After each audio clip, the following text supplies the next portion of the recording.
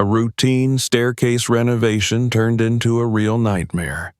A man from Pennsylvania accidentally stumbled upon strange black cables hidden under a rock near his house. At first, he thought they were old wires, but when he followed them, he made a discovery that left his family numb with horror. Subscribe to the channel and write in the comments where you are watching us from. Marcus Johnson had always believed that his life, though modest, was exactly the kind of steady existence he had once dreamed of when he was younger. At 42 years old, he had carved out a place in the small Pennsylvania town where he lived, a place where neighbors still waved from porches and people remembered each other's names at the grocery store.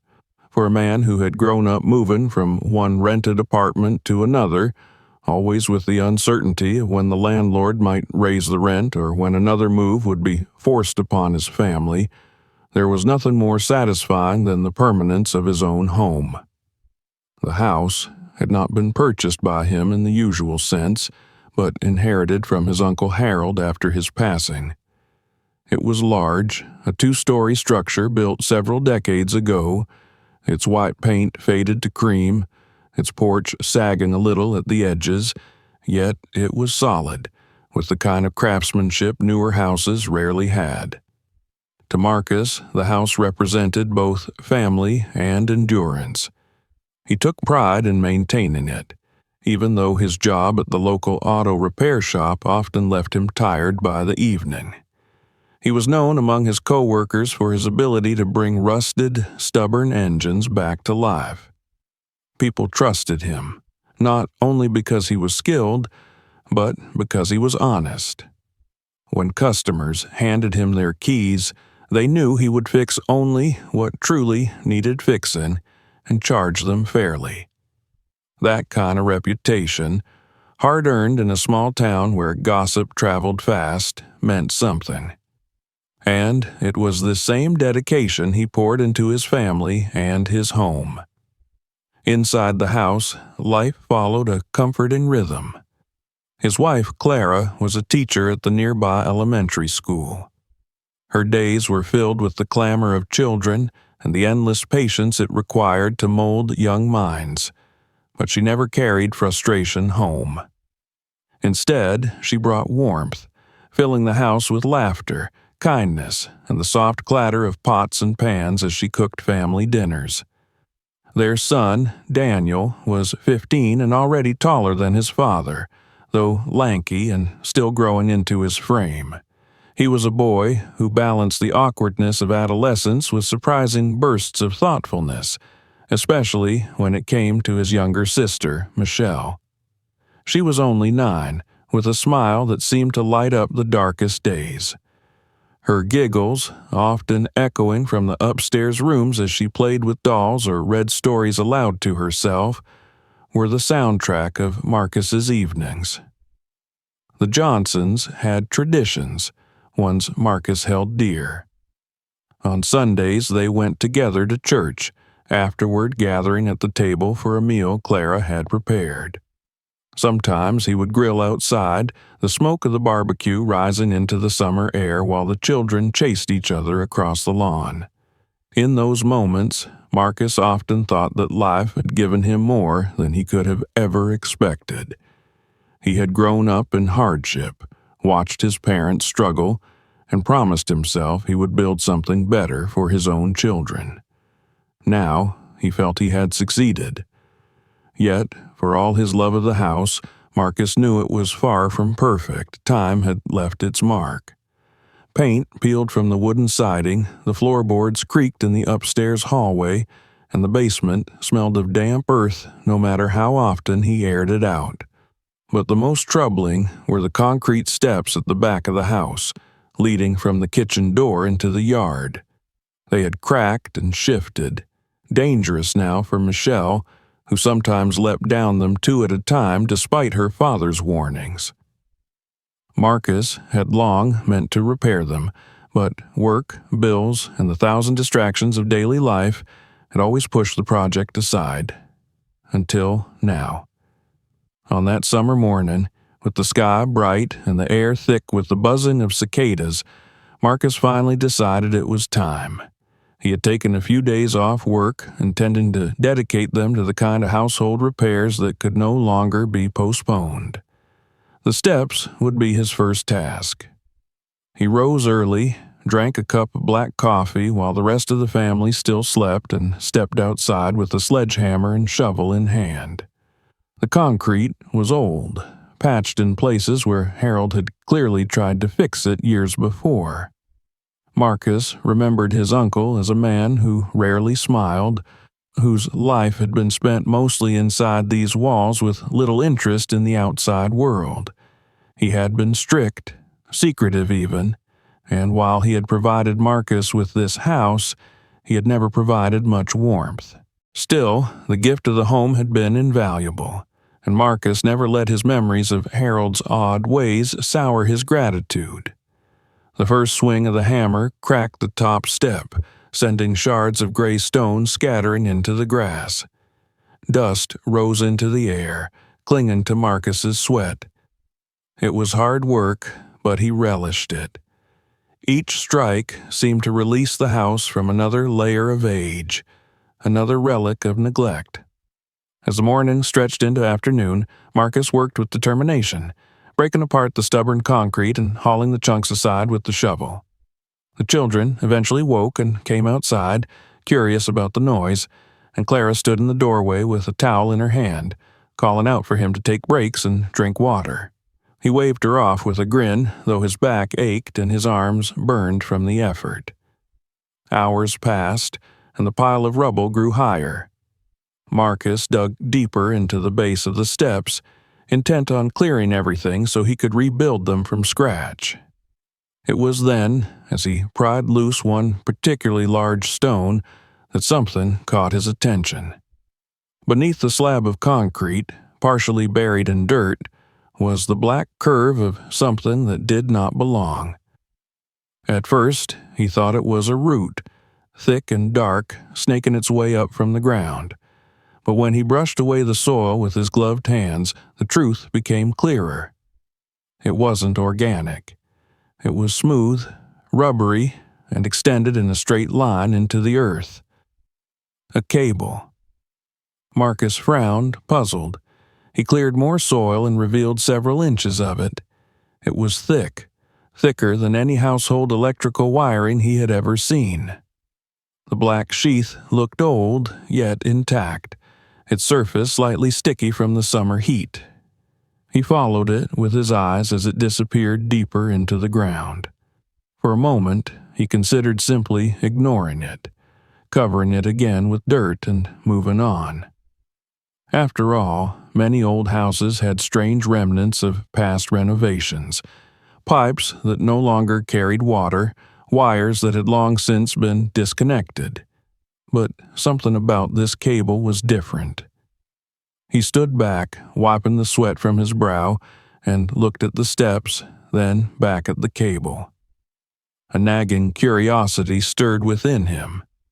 He had seen countless wires and cables in his work at the shop when dealing with car electronics, but this was unlike any of those. Why would such a heavy-duty line be buried beneath the steps of a house? And why had his uncle never mentioned it, not even when handing him the deed? Marcus's heart beat a little faster as he picked up the shovel and began to dig more carefully around the spot. The soil gave way easily, and soon he uncovered another stretch of the cable, then another, branching off like roots. It wasn't just one line, it was several, running parallel, crisscrossing beneath the house. The discovery unsettled him. It suggested intent, planning, something purposeful. From inside the kitchen window, Clara called out again, asking if he planned to stop for lunch. He glanced up, forcing a smile, and replied that he would in a moment. But he didn't mean it. Something had shifted in him, an unease that was stronger than his hunger or his exhaustion. He felt as though he had brushed against the edge of a secret, one that had been waiting in silence beneath his family's feet. As the sun began to dip toward the horizon, painting the sky with streaks of orange and pink, Marcus sat on the ground beside the half-demolished steps. Dust coated his arms and sweat dripped from his face, but his eyes were fixed on the cables that still stretched into the shadows under the house. He couldn't shake the feeling that he had stumbled upon the beginning of something larger, something that might change the way he looked at this home forever. The day had begun with the simple intention of repairing old steps, a mundane task of maintenance and pride. Yet, by the time the first stars appeared overhead, Marcus knew that he had uncovered more than broken concrete. He had found the first thread of a hidden story, one that connected to the strange habits of his late uncle and perhaps to something much darker. And as he rose to his feet and looked once more at the black cables, glistening faintly in the twilight, he realized that this house, his sanctuary, might be holding secrets he was no longer sure he wanted to uncover. The night after Marcus first noticed the black cable buried beneath the steps, he slept poorly. Though exhaustion should have carried him into deep rest after hours of swinging the sledgehammer and shoveling dirt, his mind refused to quiet. He turned from one side of the bed to the other, listening to Clara's soft breathing, staring at the faint glow of the streetlight that crept through the curtains. The image of the thick cable would not leave him. It looped through his thoughts, mysterious and persistent, reminding him of its presence like a whisper that would not fade. It had seemed so out of place, so deliberate, that he could not convince himself it was just another remnant of an old house. By dawn, he had resolved that he would investigate further. The following morning, when the sun was barely warming the dew on the grass, Marcus was already back at work in the yard. Clara, still groggy from sleep, found him crouched beside the broken steps, dirt on his hands, staring at the cable as though it might reveal its secret if he looked hard enough. She reminded him of his plans. He had promised to take Michelle to the library and help Daniel with a school project, but Marcus brushed her off with a vague promise that he would be inside soon. For now, he told her, he just wanted to clear out the rubble. She frowned but did not press him. She knew him well enough to recognize that stubborn set of his jaw. Marcus began digging again, but this time more carefully than before. Each movement of the shovel was deliberate. He peeled away the soil in layers, exposing more of the black cable that stretched deeper into the earth. Sweat ran down his temples even though the morning air was still cool. He followed one line until it curved sharply, disappearing under the foundation of the house. He shifted his focus to another, tracing it in the opposite direction, only to discover it branched into two more, each snaking away into the shadows beneath the lawn. It was as if he had stumbled upon a hidden root system, not of trees, but of wires, engineered and purposeful. He crouched low and examined one more closely. The cable's surface was rough, coated with years of dust and grime, yet beneath the dirt the material seemed resilient. It was not the flimsy sort used for simple household electronics. It looked industrial, made to endure. That detail unsettled him. Why would such cables exist here, beneath ordinary concrete steps leading toward his home? At first, he tried to rationalize it. Perhaps his Uncle Harold, secretive as he had been, had installed some sort of security system long ago. It was not impossible. Harold had always been a peculiar man, rarely inviting guests and often retreating to the basement for long stretches of time. Marcus remembered visiting as a boy, sensing even then that the house was filled with an air of secrecy. But cameras, a hidden network? He dismissed the thought with a shake of his head, though it returned, nagging, like an itch under the skin. The more he uncovered, the stranger it grew. He pulled away a loose section of soil and found that two of the cables were bound together with an old metal clasp, as if someone had taken care to keep them organized. This was no random tangle of discarded wires. Someone had placed them here with precision. His unease deepened into something closer to dread. By midday, his progress had drawn the attention of his children. Michelle skipped into the yard, still in her pajamas, clutching a stuffed bear, and asked what he was doing. Marcus quickly dropped the shovel, wiped the sweat from his forehead, and told her it was nothing, just some old wires that didn't matter anymore. He tried to keep his voice light, though his insides churned. Daniel appeared soon after, his voice edged with curiosity as he asked if his father had found treasure. Marcus chuckled, shaking his head, but he could not hide the tenseness in his shoulders. He urged them both back inside, promising that they could help him later with the new steps once he had cleared everything away. Left alone again, he stared at the cables for a long time. His first impulse was to dig up every last inch of them, to expose the entire network no matter how deep it ran. But there was another part of him, quieter but no less insistent, that whispered caution. He was no electrician. He had no way of knowing what these cables carried. Power, data, something else entirely. If he damaged them, he might trigger something dangerous. But curiosity had already taken hold of him, and Marcus was not a man who walked away from a puzzle once it was in his hands. He fetched a pair of wire cutters from the shed, crouched low, and carefully scraped away the dirt from one of the cables until a section lay bare. He tested the sheath, pressing it between his fingers. No current hummed through it, at least none that he could feel. Still, he hesitated. A lifetime of caution warred with the pressing need to know. Finally, with a quick motion, he severed a small piece and pulled it free from the earth. The cut end revealed not a simple bundle of wires, but multiple insulated strands, each neatly arranged. Marcus turned the fragment in his hands, baffled. This was not crude or makeshift. Whoever had placed it here had done so with expertise. He felt the weight of it in his palm, heavier than he expected, and the chill of dread crept higher into his chest. He set the fragment aside and stood up, scanning the yard as though the answer might be hiding in plain sight. His gaze fell on the house. The cables ran directly into its foundation. They were part of the house itself.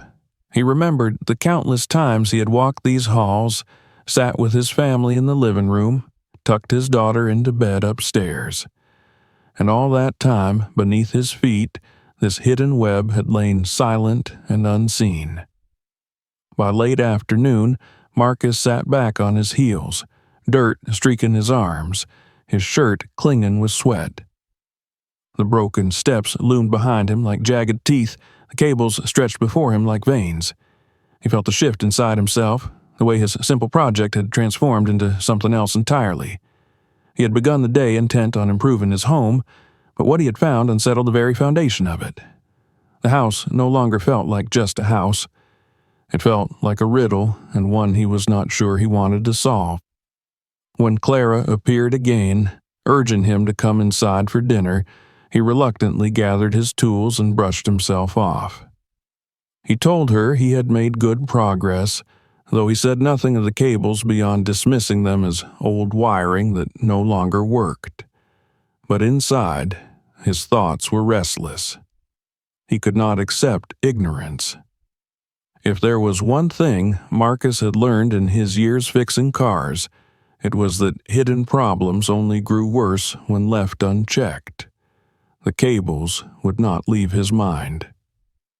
That night, as he sat in his chair by the window, while Clara prepared the children for bed, Marcus held the severed fragment of cable in his hands. The house creaked softly around him, the old wooden beams groaning with the night air. He thought of his Uncle Harold, his stern eyes, his refusal to answer questions. He thought of the strange quiet that had always seemed to hang over the house. And as he turned the cable back and forth, watching how it caught the lamplight, Marcus knew that this was not the end of his discovery. It was only the beginning. Marcus woke earlier than usual, stirred from uneasy dreams that had left him damp with sweat and unsettled even before the morning light crept through the curtains. His body still ached from the labor of the previous day, his arms heavy from the hammer and shovel, yet the fatigue in his muscles was nothing compared to the weight pressing on his thoughts. The memory of the black cables wound through his mind like a persistent echo, refusing to release him. As Clara and the children stirred upstairs, he remained seated on the edge of the bed, elbows on his knees, staring at the worn floorboards beneath his feet. He could not push away the questions. Why were the cables there? What were they connected to? And why had Harold, a man who never welcomed conversation or company, allowed such a thing to be hidden within the property? By the time he poured his first cup of coffee, the decision was already made. He would search deeper beyond the broken steps and the soil of the yard. He needed to know where those cables went once they disappeared into the foundation of the house. Clara watched him from across the kitchen as he stood by the sink, his gaze distant, his hands wrapped tight around the mug. She asked softly if he was planning to continue working on the steps that day. He nodded without meeting her eyes, giving her the answer she wanted, but not the truth that gnawed at him. He would not tell her about the thoughts swirling in his head until he had something more than fragments of wire to show. When the children left for school and Clara drove off to her job at the elementary, Marcus descended into the basement. The door creaked as it always had, the old wood groaning in protest, and the familiar musty smell wrapped around him as he stepped into the cool, dim space. He flicked on the light, and the single bulb overhead cast a pale glow over the concrete walls and shelves of forgotten items. Boxes of his uncle's belongings, rusty tools, jars of nails and screws that had long since lost their shine. It was a place Marcus rarely entered except to store things or retrieve holiday decorations. Today, though, his eyes scanned the walls with new purpose. He found the first clue near the far corner, where the foundation met the floor. At a glance, it looked like nothing more than a small hole in the concrete, but when he crouched down, he could see the black sheath of a cable threading its way through.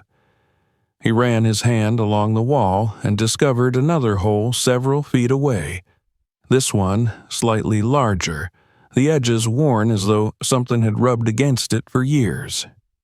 He bent low, shining his flashlight into the gap, and glimpsed the same dark material disappearing into the shadows within.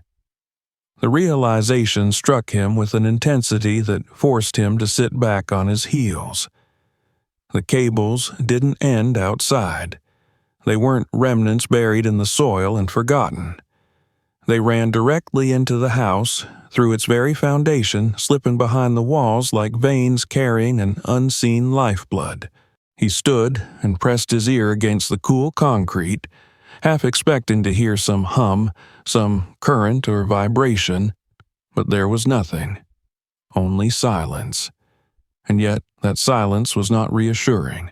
It felt loaded, like a secret held too tightly. As the day wore on, Marcus expanded his search. He moved upstairs, pulling a chair beneath a vent in the hallway. He unscrewed the metal grate and peered inside, brushing dust aside with his fingers. At first, he saw only darkness, but when he angled the flashlight, the reflection of a metal bracket caught his eye. It was bolted neatly into the wood, but it held nothing visible now. His stomach tightened. Why would there be a bracket inside a vent? For a moment, he tried to rationalize. Perhaps it was part of the ductwork, something harmless, but in his gut, he knew it was not ordinary. He replaced the grate and moved to the living room, crouching behind the shelves. Running his hand along the back, he felt a small circular opening, hidden low where no one would think to look. It was perfectly cut, too precise to be accidental. His heart pounded as he realized it was the exact size for a cable to pass through. The more he looked, the more he found. On the second floor, near Michelle's room, he noticed a faint patch in the ceiling where the paint was smoother than the rest, a sign of some past alteration. He dragged a ladder from the garage, climbed up, and tapped gently against the spot. The hollow sound confirmed his suspicion. Something had been installed there and later covered again, though not skillfully enough to erase all traces. As he stood on the ladder, sweat dripping down his back despite the coolness of the house, he remembered his childhood visits. Uncle Harold had always been peculiar about his home. He never allowed Marcus or anyone else to roam freely. The basement had been strictly off limits, and even the upstairs rooms had been restricted to quick visits. Harold would appear in doorways unexpectedly, his eyes sharp, reminding Marcus to keep his hands to himself and stay where he was told. At the time, Marcus had thought it was only the sternness of a solitary man, but now the memory took on a darker hue. Perhaps Harold had not been protecting his privacy. Perhaps he had been protecting a secret buried within the very walls. The house, once a sanctuary for Marcus and his family, began to feel different. Each creak of the floorboards, each groan of the beams in the wind seemed to carry meaning, as though the structure itself was watching, aware of his probing. When he sat down for a moment in the kitchen to catch his breath, the refrigerator humming beside him, he felt an unease spread through him. How many years had he lived here without realizing? How many nights had his children laughed and played in rooms that might have been observed by eyes he could not see? Marcus could not push aside the questions. He retrieved the fragment of cable he had cut the previous day from the workbench in the shed. Turning it over in his hands again, he studied the multiple strands within, each insulated in different colors, arranged with care. It was not crude wiring. It was something built to last, and if the cables led into the walls, then somewhere inside this house there had to be a destination, a place where they converged. That thought refused to let go. He set his jaw, knowing that whatever the answer was, he would not stop until he found it. But as he stood and looked around the basement, the shelves looming in the dim light, the walls lined with holes that breathed their quiet secrets, he felt a chill crawl across his skin. For the first time since he had moved in, the house did not feel like his. It felt as though it belonged to someone else, someone unseen, who had laid claim to it long before Marcus inherited it. And in that moment, he understood that the black cables were not merely odd remnants of the past. They were the first signs of a design, one carefully hidden, and one that was waiting for him to uncover. The day after Marcus had scoured the basement and uncovered the strange openings in the walls, he found himself restless.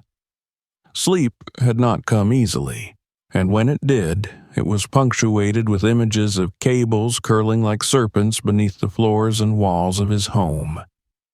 Every creak of the house in the night had taken on a sinister weight, every draft through the vents a whisper of something unseen. By the time the morning sun stretched across the yard, Marcus was already outside, his boots heavy with dew as he surveyed the ground where he had dug before. The broken steps lay scattered in pieces, a pile of gray fragments against the fence. But his eyes were not on them now. Instead, they roamed across the backyard, searching for signs he had missed. The cables had not been random. They had been too deliberate, too carefully placed. Somewhere beyond the foundation, he thought, there had to be a point where they converged, a place where all the hidden veins met their heart. It was near the old shed that his attention settled. The structure had been there as long as the house itself, a leaning thing of weathered wood with a roof that sagged like tired shoulders. Marcus had never thought much of it. It had served as a storage place for tools, for rusted nails, for the forgotten detritus of Harold's life. But now, as he studied the ground around it, something caught his eye. The grass near the shed was different. It was darker, thicker, as though nourished by something the rest of the lawn had not received. The pattern was subtle, the kind of thing he might have dismissed on any other day, but after what he had seen in the basement and beneath the steps, his instincts sharpened. He crouched, running his hand across the soil. It was looser here, softer. Marcus fetched his shovel again, the tool now feeling less like a piece of equipment and more like a key. He pushed the blade into the earth and began to dig. At first, the soil gave easily, clumps of dirt scattering across his boots, but soon the metal struck something solid, a hollow clang echoing beneath the ground. His breath caught. He cleared more earth, scraping with the edge of the shovel until the outline of a flat surface revealed itself. It was metal, rectangular, and buried deliberately. His hands trembled as he dug faster, uncovering the object bit by bit until the shape of a hatch became clear. A small metal handle protruded from its surface, rusted but intact. For a long moment, Marcus simply stared, his chest rising and falling heavily. The house had already shown him enough to unsettle him deeply, but here, in his backyard, lay a secret that was not just within the walls, but beneath them. Summoning his strength, he grasped the handle. It resisted at first, stiff with age, but after several hard tugs it groaned open. A gust of stale air wafted up, carrying the smell of dampness and iron. Beneath him, a narrow set of steps descended into darkness. His flashlight beam cut into the gloom, revealing walls of concrete and a ladder that led down into a small chamber. Marcus hesitated at the edge, the silence of the yard pressing against him. The world above seemed suddenly too bright, too ordinary compared to the shadow waiting below. But curiosity, that insistent force that had driven him from the moment he first saw the cables, propelled him forward. He gripped the sides and lowered himself into the opening, the metal cold beneath his hands, his boots clanging against the rungs as he descended.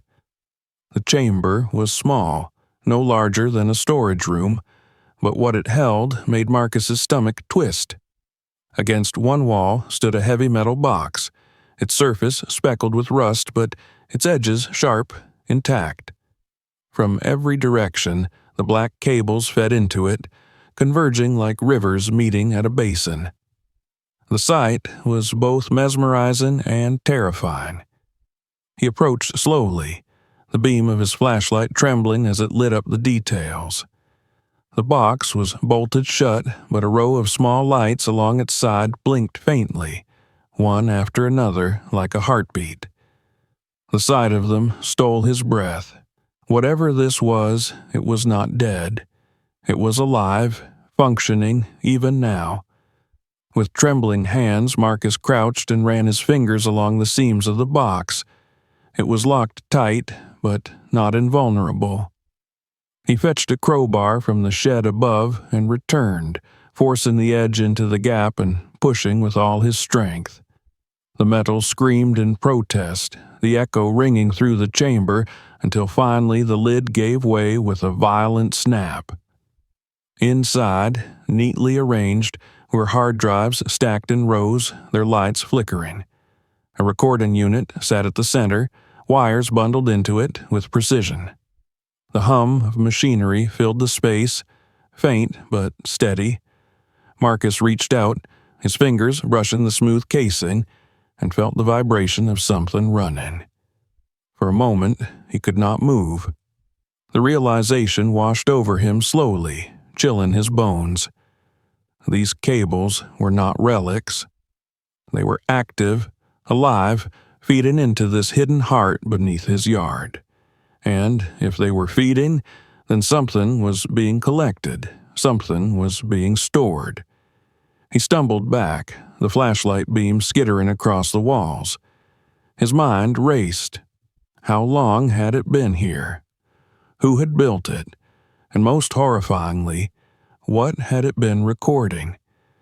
The memories of the strange brackets in the vents, the holes in the walls, the smoother patch of ceiling, all of it connected now, converging in this chamber just as the cables did.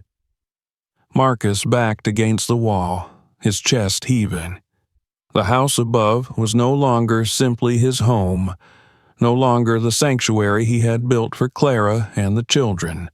It was a stage, and this hidden box was the silent witness to every moment lived within its walls. As he climbed back up into the daylight, blinking against the sun, Marcus felt the weight of the discovery press against him like a stone.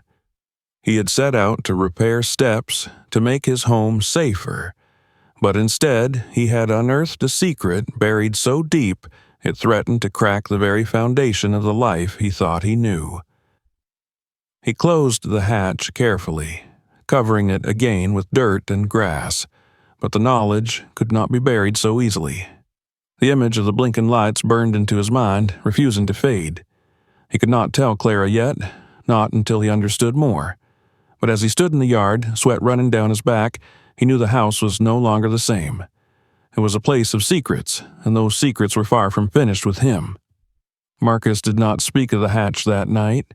He sat at the dinner table with Clara and the children, listening to Michelle chatter about her day at school, and Daniel complain about the unfairness of his math teacher, and he forced himself to nod and smile in the right places. Yet, beneath his calm exterior, his thoughts were a torrent. Every sound in the house seemed sharpened, every shadow heavier. He kept glancing at the corners of the rooms, at the vents above their heads, at the light fixtures that hung innocently from the ceiling. The secret chamber beneath the shed had unsettled him, but what it suggested about the interior of the house was far worse. When the children were tucked into bed and Clara had retreated upstairs with a book, Marcus lingered in the kitchen. He stared at the ceiling, his jaw tight, and then quietly fetched his flashlight. Moving cautiously, he began to search again. The house was silent except for the hum of the refrigerator and the faint rustle of trees outside, but his nerves were on edge, as though at any moment someone might step out of the shadows and confront him. He started with the living room. Pulling a chair to the center, he climbed up and examined the ceiling light. It looked ordinary, but as he unscrewed the cover, dust spilling down onto his hands, he saw something that made his heart jolt. Hidden at the edge, almost invisible unless one knew to look, was a small circular lens. It was no bigger than the nail of his thumb, yet its black glass glistened faintly beneath the beam of his flashlight. A camera. For several long moments, Marcus could not move.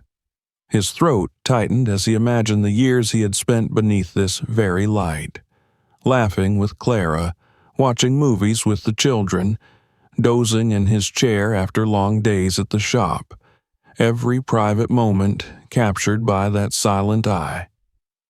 A wave of nausea rolled through him and he hurriedly replaced the cover, his hands shaking so badly he dropped one of the screws to the floor.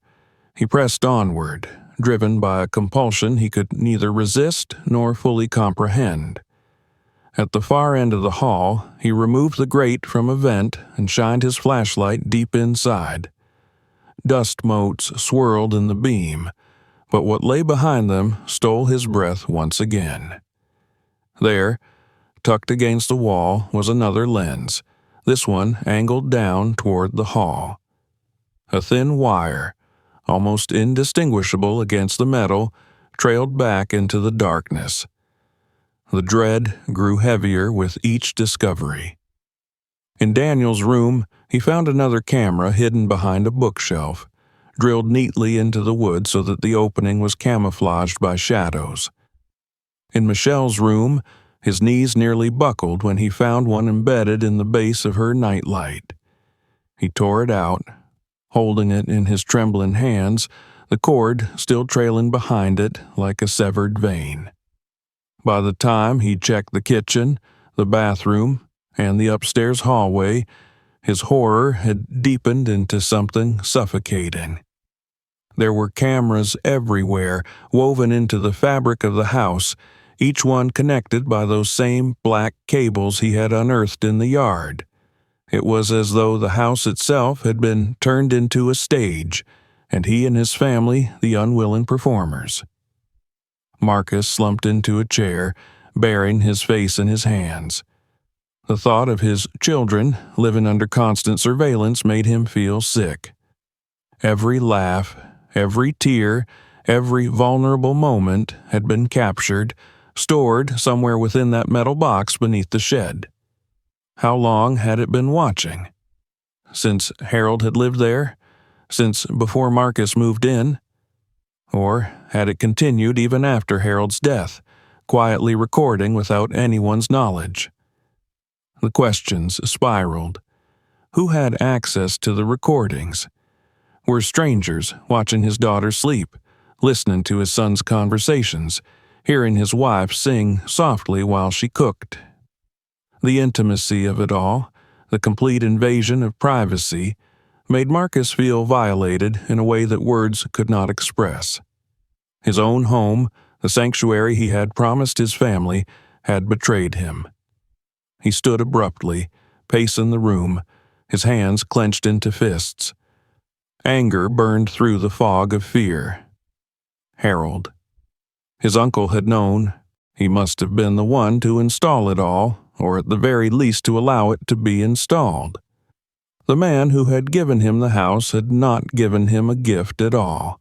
He had passed down a prison, a place where walls held secrets and ceilings bore eyes.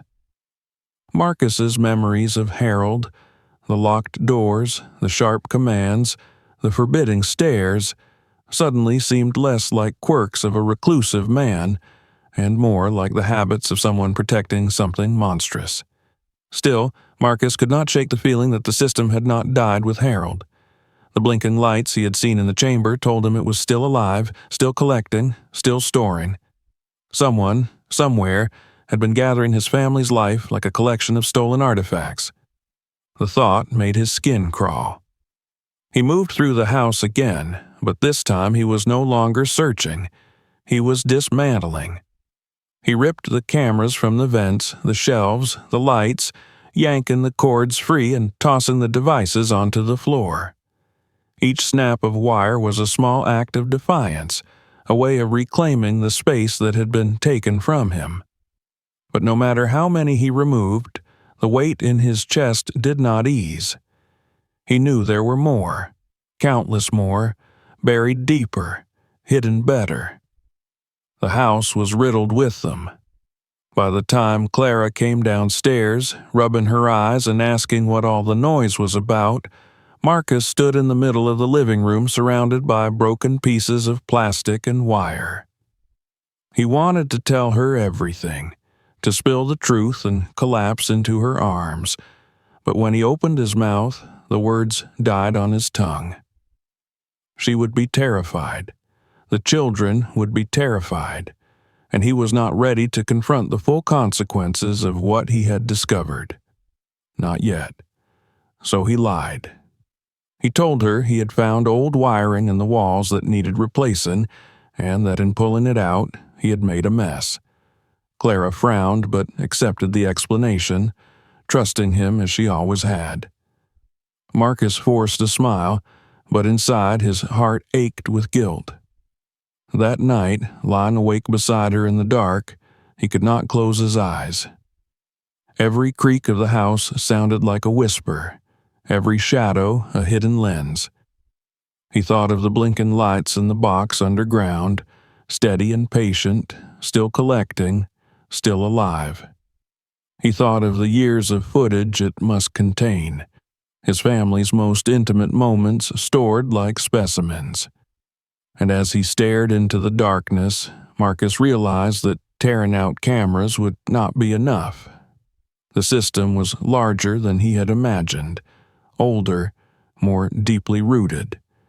To truly reclaim his home, he would have to go deeper, follow the cables to their end, and face whatever waited for him there. Marcus awoke the next morning with a heaviness in his chest that no amount of coffee could push away. The memory of the previous night pressed down on him like a weight. The tiny cameras hidden in the vents and lights, the blinking lights in the metal box underground, the pile of plastic and wires scattered across the living room floor before he had quickly swept them into a garbage bag. Though he had convinced Clara that it was nothing more than old wiring, the lie tasted bitter on his tongue. He could not shake the knowledge that he was living inside a trap designed long before his family had made this house their home. When he stepped outside to the yard, the air felt sharper, the breeze cutting against his skin as if it carried suspicion. He paused on the back steps, looking over the fence at the quiet neighborhood. Children rode bicycles on the street, a dog barked distantly, and a mail carrier strolled from house to house.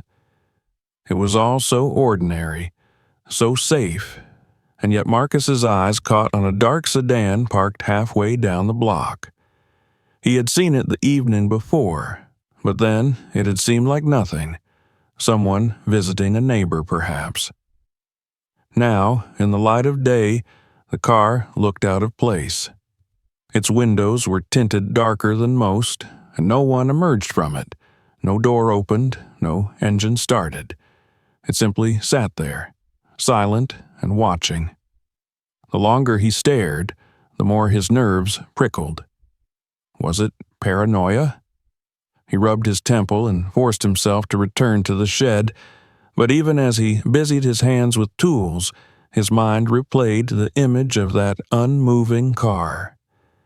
Inside the house, Clara moved about her morning routines with no knowledge of the storm brewing in her husband's head. She kissed him on the cheek before leaving for school and asked if he would finally finish the steps today. He promised her he would, though he knew his work would once again lead him somewhere else entirely. After she drove off, he stood in the kitchen with the blinds half open, watching the sedan down the street. It was gone now, and somehow that unsettled him even more. The unease did not fade. That night, when the house was quiet and the children were asleep, Marcus sat in the living room with the lights off. He listened to the night sounds, the hum of the refrigerator, the faint ticking of the old clock in the hallway, and yet beneath them, he thought he heard something else. A faint click, like a shutter closing. He froze, holding his breath, straining his ears, but the sound did not return. Still, the hairs on his arms bristled and his stomach tightened. He was no longer certain whether he was imagining things or whether the house was still alive with unseen eyes. The next day brought another sign. As he left the hardware store with a box of screws and wood filler, he noticed a man standing by the corner of the parking lot. The stranger was tall, with a baseball cap pulled low, and though he pretended to be smoking, Marcus felt the weight of his stare. Their eyes met for a fraction of a second, and Marcus's pulse spiked. He climbed into his truck and drove away quickly, checking his rearview mirror the entire time. The man did not follow, but the feeling of being marked clung to him long after he reached home. He began to notice more things after that, footsteps echoing too close behind him when he went for evening walks. A woman he had never seen before lingering near the schoolyard where Clara taught. The same car, he was certain it was the same, parked a few blocks away from the house on different days, never close enough to be obvious, but always near enough to be seen if he looked hard enough. Each incident could have been dismissed alone, but together they formed a pattern that his mind could not ignore. At night, sleep abandoned him entirely. He would lie awake, staring at the ceiling, imagining the hidden box beneath the shed still humming, still recording, still pulsing with its cold lights. He thought about the hard drives stacked inside it, filled with countless hours of his family's life. He thought about the possibility that someone, somewhere, was watching right now, even as he lay in bed beside his unsuspecting wife. Every creak of the floorboards, every shadow shifting across the wall felt like proof. Yet he could not bring himself to tell Clara. Not yet. He could picture the terror in her eyes, the way she would clutch Michelle to her chest and demand answers he did not have. Worse, he could imagine the way she might question him. Why hadn't he told her sooner? Why had he let them live in ignorance? The guilt already gnawed at him, but fear of the truth's impact kept his lips sealed. Instead, Marcus threw himself into investigating on his own. He returned to the chamber beneath the shed, crouching in the stale air as the flashlight beam glinted off the metal. He studied the box more closely, tracing the paths of the cables, following them as far as he could along the walls.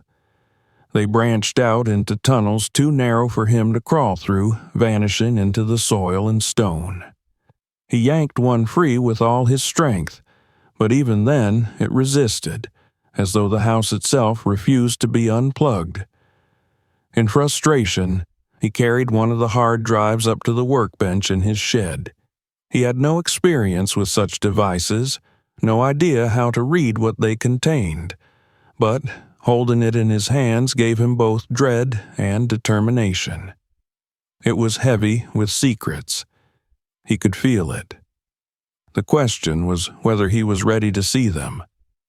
Late one night, when even his exhaustion could not silence the storm in his mind, Marcus sat at the kitchen table with the hard drive in front of him. He stared at it for hours, his reflection dim in the black plastic surface. He imagined plugging it into a computer, watching files spring to life, watching scenes from his own family's past play out before his horrified eyes. The thought made his hands shake, yet he could not look away. But he never plugged it in. Not yet. Perhaps some part of him knew that once he saw what the drive contained, there would be no going back. Knowledge would change everything. His relationship with Clara, with the children, with the house itself. For now, the drive remained a silent weight on the table, as though daring him to face it. Days bled into one another. The paranoia grew thicker, wrapping around Marcus until it felt like a second skin. At the auto shop, he caught himself staring out the windows more often than at the cars he worked on, scanning for unfamiliar faces. At the grocery store, he avoided strangers' eyes, certain that too many of them lingered on him longer than they should. At home, he double-checked the locks, closed the blinds, and unplugged every electronic device he could. Still, it wasn't enough. The cables were still there, running beneath the floors, behind the walls, into places he couldn't reach. One evening, after dinner, Clara confronted him. She had noticed his restless nights, his distracted silences, the way his shoulders tensed whenever the children laughed too loudly. She asked him what was wrong, and though her voice was gentle, Marcus felt as though the walls themselves leaned closer to hear his answer. He forced a smile, kissed her on the forehead, and told her he was simply tired, that work had been demanding lately. She accepted the answer reluctantly, but her eyes lingered on him with concern. When she went upstairs with Michelle, Marcus remained in the living room. He looked around the space that had once brought him comfort, where he had spent countless evenings with his family. Now it felt different, heavy, like a stage stripped of its illusions. The hidden cameras he had torn out were only a fraction of what had been there. The system beneath the shed was still running, still alive, and the world outside his fence, the strange cars, the staring strangers, suggested that someone still cared about what it collected. As the night deepened and silence wrapped around the house, Marcus sat alone in the dark, his hands clasped tight, his thoughts racing. He knew he could not keep the truth from Clara much longer. He knew that whatever force had built this surveillance, it was larger than a paranoid uncle. It was deliberate, organized, and still active. The mystery was deepening, pulling him further into its grip with every passing hour. And as he finally rose from his chair and locked the back door, Marcus understood that his next step would not simply be about curiosity. It would be about survival. Marcus sat at the kitchen table long after midnight, the single lamp above him casting a weary yellow glow that made the shadows stretch longer across the floor. Before him, the hard drive he had pried from the hidden box lay silent, its black casing cold under his fingers. He had not yet gathered the courage to connect it to anything, but its presence was enough to weigh on him like a confession waiting to be spoken. For days, he had carried the burden of discovery alone, hiding the truth from Clara and the children, trying to protect them from the terror that had taken root inside him. Yet, the burden had grown too heavy. The house was no longer just a home. It was a cage of secrets, its walls lined with silent eyes.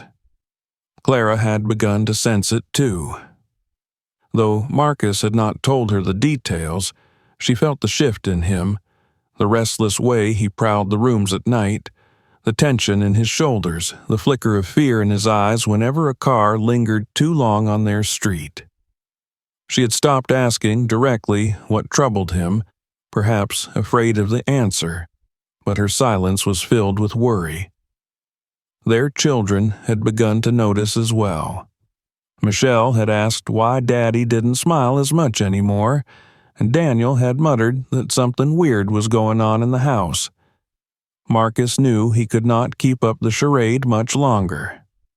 That evening, after the children had gone upstairs and the house had fallen into a deceptive calm, Marcus finally broke.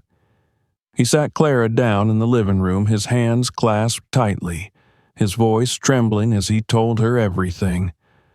The broken steps, the cables hidden beneath, the box under the shed, the blinking lights, the cameras inside the house. Every secret he had uncovered spilled out into the air, raw and heavy. Clara's face drained of color as she listened. At first, she shook her head, whispering that it wasn't possible, that such things didn't happen to families like theirs. But when Marcus showed her the small lens he had torn from Michelle's nightlight, her denial shattered. The fear in her eyes pierced him deeper than any discovery. She pressed a hand to her mouth, her breathing ragged, and for a moment Marcus feared she might collapse. He reached for her, but she pulled away, standing and pacing the room, her hands trembling. "Our children," she whispered again and again, the words cracking with anguish.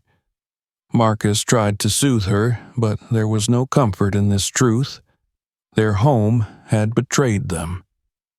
They argued then, the way fear makes people argue. Clara insisted they call the police immediately, that every second they waited only put them in greater danger. Marcus hesitated, torn between the instinct to protect his family through action and the gnawing suspicion that the system was bigger than the local authorities could handle. What if calling the police only exposed them further? What if those who had installed the system still had reach within the very institutions they might turn to for help? He voiced these fears, but Clara's resolve did not waver. She said she could not live another moment in the house without knowing it was being dismantled by someone with the power to do so. The decision was made then, not by Marcus alone, but by the desperation in his wife's voice. Together, they called the police. Marcus's voice shook as he explained to the dispatcher that he had found hidden surveillance equipment inside his home, that his family had been recorded for God knew how long. Within the hour, flashing lights illuminated the street outside. Officers entered the house, their radios crackling, their boots heavy against the floorboards. Neighbors gathered at their fences and on sidewalks, whispering, pointing, their voices carrying through the humid night. Marcus watched in a daze as the officers moved from room to room, unscrewing vents, prying open light fixtures, pulling cables from the walls. Each time they carried out another box of equipment, Marcus's stomach sank further. It wasn't just a few cameras. It was an entire system, carefully designed to infiltrate every corner of their lives. The pile of devices grew in the yard, cameras, microphones, spools of black wire. And still, beneath the shed, the heart of the system blinked steadily, its drives loaded into evidence cases by gloved hands. The lead officer, a man with graying hair and tired eyes, pulled Marcus aside. He explained that the equipment was old but sophisticated, more than a paranoid homeowner could have installed on his own. It looked like it had been running for years, maybe even decades. They would investigate, but he warned Marcus that answers might not come quickly. Whoever had built this had known how to hide. As the officers worked, Marcus caught sight of his neighbors gathered outside.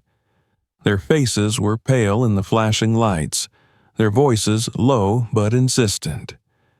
He could imagine the stories spreading already, that the Johnson house had been bugged, that something sinister had unfolded behind its walls. He felt exposed, his family's private nightmare spilling into public spectacle. By the time the last of the equipment was loaded into police vehicles, the night had given way to early morning.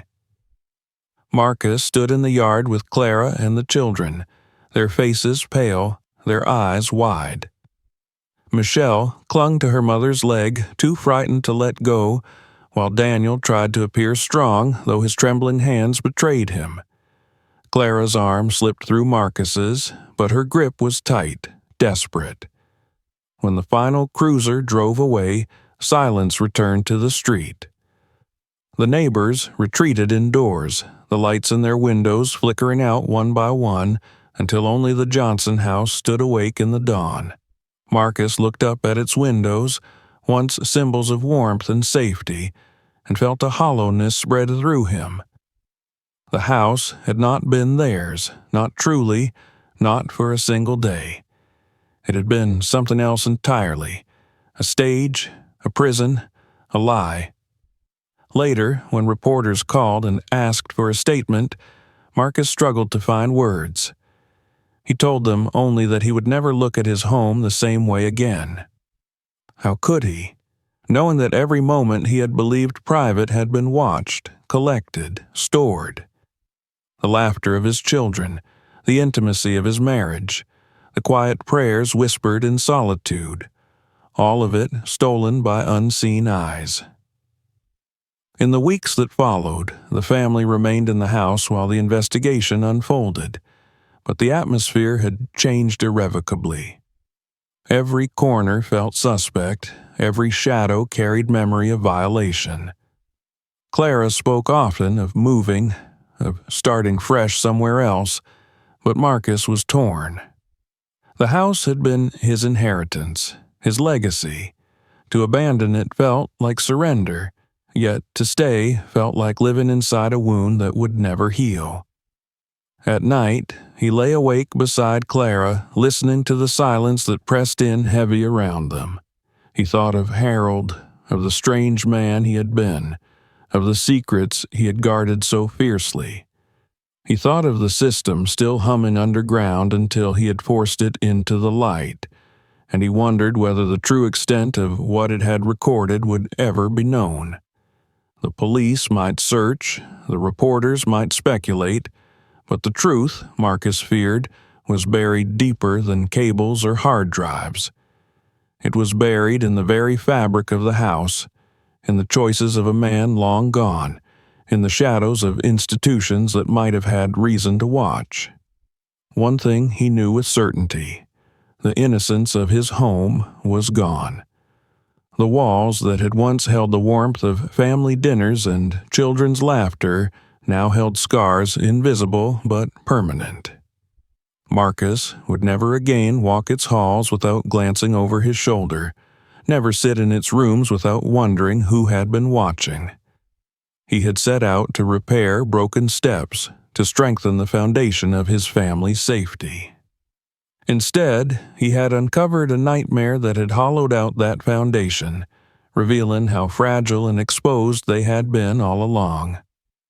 And though the cameras were gone, though the box beneath the shed had been carried away, Marcus knew the memory of those blinking lights would follow him forever, a reminder that even the walls of a home can harbor secrets too dark to be ignored. Don't forget to hit that subscribe button so you never miss our next shocking story. Up next, check out our other unbelievable videos waiting for you right here on the channel. And if this story gave you chills, share it with your friends. Let them experience the twist for themselves.